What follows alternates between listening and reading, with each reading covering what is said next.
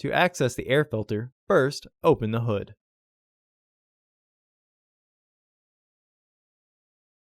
The air filter is located here. Use a flathead screwdriver to loosen the air hose clamp. Pull the air hose back to disengage it with the filter housing.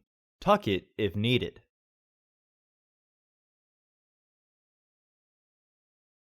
Disengage the fasteners. Lift the housing and free the tabs from their catch. Remove the old filter from the housing. Install your new AF2884 filter into the housing.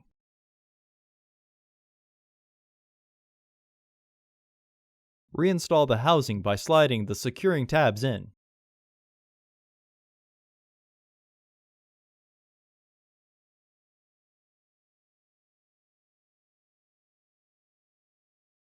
Slide the air hose back onto the filter housing. Retighten the hose clamp. Re-engage the fasteners.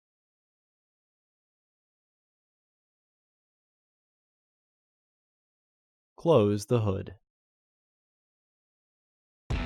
Order your parts today at filterheads.com. Also, please like our video and subscribe to our channel so you won't miss any new content.